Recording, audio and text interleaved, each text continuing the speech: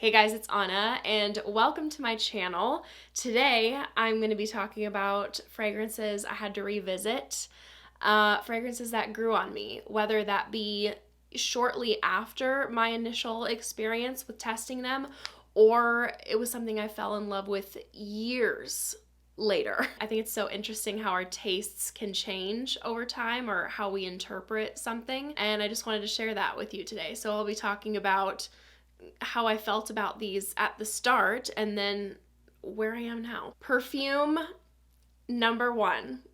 If you asked me years ago if I ever thought I would own this perfume, I'd say absolutely not. This is Guerlain's Angelique Noire. And I know this is a cult favorite. I know so many people love this.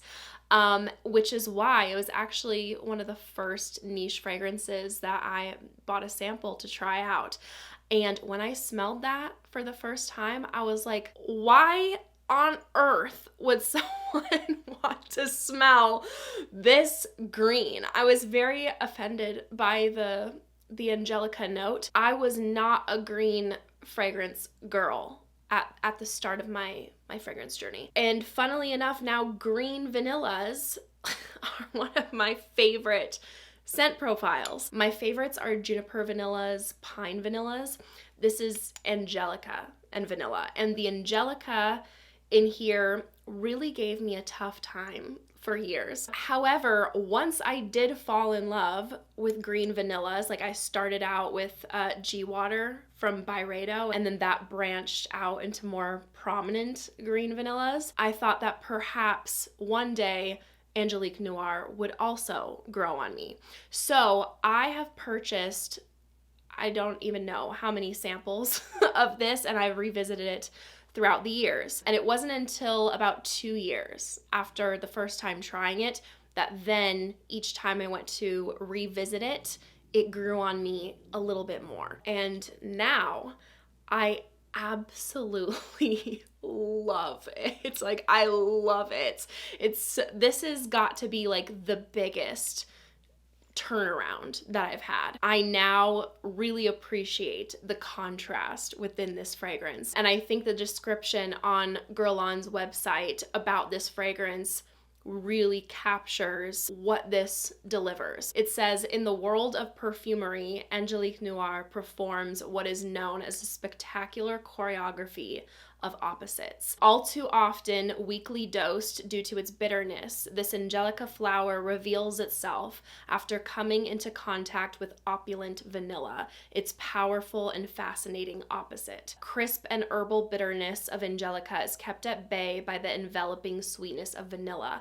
If it were a ballet, Swan Lake. And I find this now such a chic, sophisticated, and bit edgy fragrance. It's also got an addition of pear, which I think bridges the gap between Angelica and vanilla in a nice way. There's a little bit of cedar, fresh spiciness from pink pepper, and I think just the note that really won me over with this is the Guerlain vanilla. I'm so attracted to that note and specifically how Guerlain executes that. It's incredibly sophisticated and refined. And I get about 8 hours with moderate projection. Next up, Kayali Yum Pistachio Gelato 33.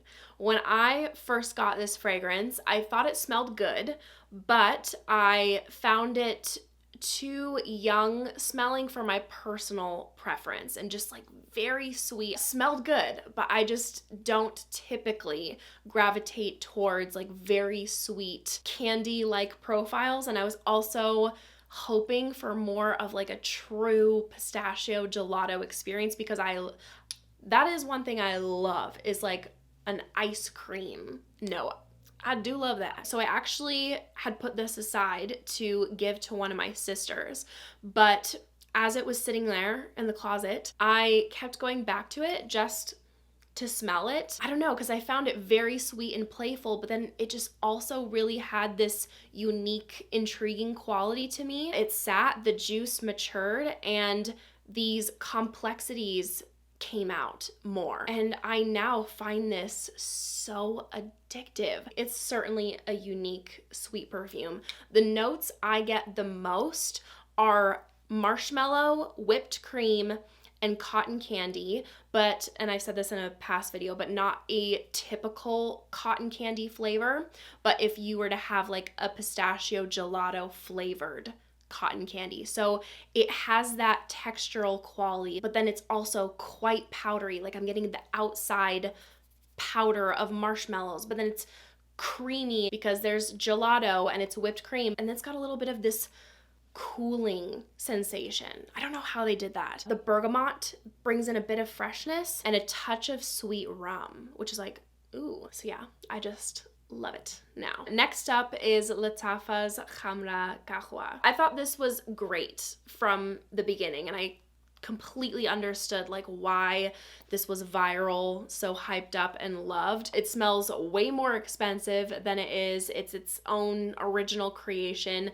The only reason it wasn't an immediate love for me is the coffee note, and it's nothing to do with how it's done. It's truly a me thing. Coffee smells great, but I will say I am picky about it in fragrances. I don't really gravitate towards a prominent coffee note. I don't know, I just don't want to smell a lot like coffee, but with other qualities going on and all that, like, yes, I'm all for it. Like Minuit et Demi by Fragrance du Bois, love. It's also got cinnamon and candied fruits, and when you pair fruits, a dense sweetness, and cinnamon, that's also something that's not always for me. So I did like the smell of it. I thought it was a good perfume, but I just thought at the beginning, I don't know that this is really me. I then revisited it several weeks later, and I just liked it more. And also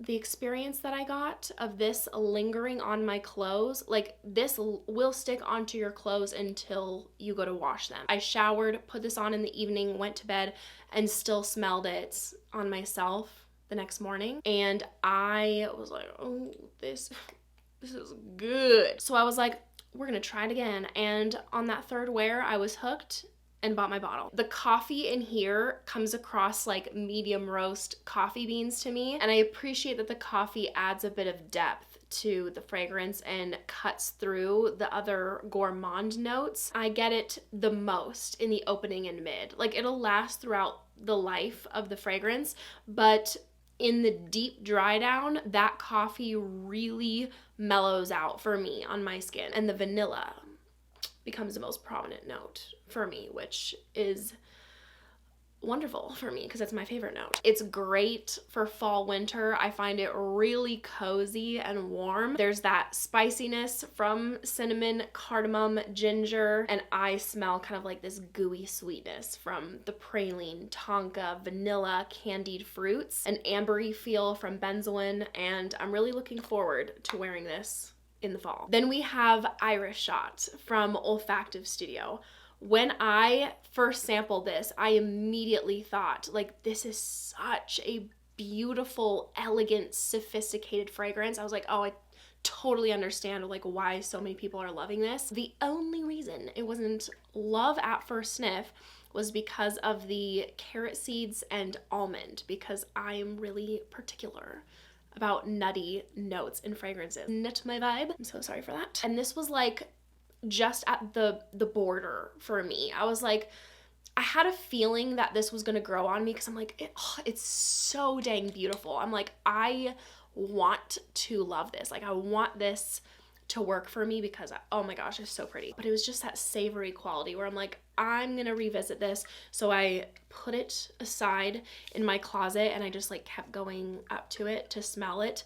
It grew on me more and more, and then I wanted a bottle. This is, like I said, like at the border of what I can do for like the nutty vibe. And I think the reason that this does work for me is that this isn't like a warm, toasty, buttery, nutty quality. This is just done in a very elevated, chic way.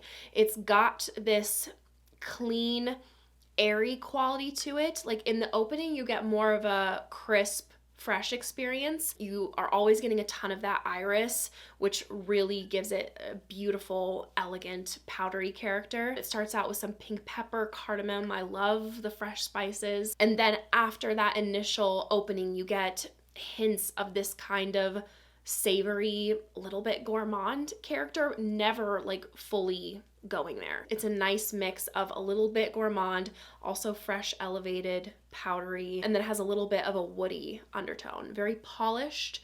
It's giving old money to me. And I get about 8 hours moderate projection. Next up, Chloe Vanilla Planifolia. I cannot believe this was not an immediate love for me because of how strong of a connection I feel with this now. In the beginning, when I first tried this, okay, so it's not listed, but I do get a bit of a lactonic creamy presence in here. So that threw me off initially because I'm like, where does that say that? And I also definitely got a green vibe from that, where again, I'm like, where does it say in the notes? So I thought it was pretty, but I was like, how do I feel about this vanilla mixed with green, mixed with kind of milky? So I ended up revisiting it, I want to say about a year later, and it was that revisit that I was like, oh my gosh, and I bought a bottle immediately after that. This is one of my most romantic perfumes. I don't know, I smell this and I feel like I'm gonna be swept off my feet.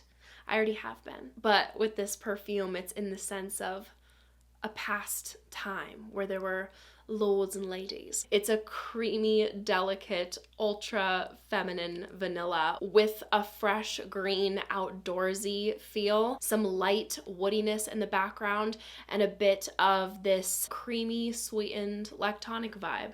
And I get about 8 hours moderate projection. Venom of Love from Navitus. This was a like for me at first. In the beginning, before having smelled this, I was thinking it was gonna be something more different, because to me this smells like Tom Ford's Lost Cherry, but with a prominent chocolate. However, I absolutely grew to love this because my go-to way of wearing this is layering it with other fragrances, and this layers with so much in my collection, and it's also one of my most complimented scents, and I just found myself reaching for it over and over and over and just loving this boozy, sweet, deep, and a little tart cherry with a decadent dark chocolate. It is a more simplistic fragrance, but it just works. I love the addition of amberwood in the base, giving it a warmth, a richness. There's a little bit of vanilla as well. Yeah, simply put, it smells like a chocolate covered cherry, and it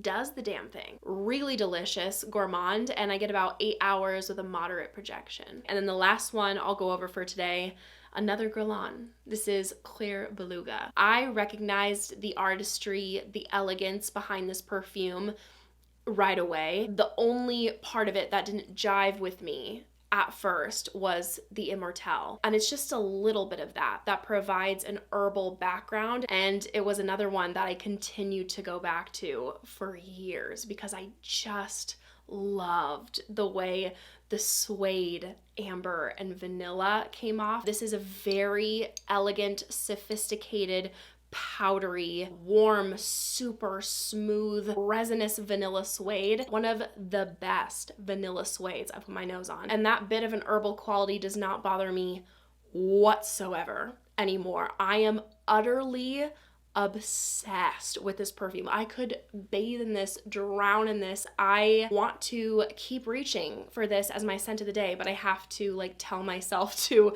reach for other perfumes so they get their use as well. But man, I am head over heels for Cuir Beluga now. I feel so put together when I wear this, and I'm just entranced by my own scent bubble. And this lasts all day on me, but it does have an intimate projection. And that wraps up today's video. I am so curious to know what grew on you, like what transitioned into a love. Thank you guys so much for watching. I hope you enjoyed. If you did, make sure to give this video a big thumbs up and make sure to subscribe down below if you haven't already. If you want to see me in any more videos, I'd appreciate it so much. I hope you guys are having a great day and I hope to see you in my next video. Bye!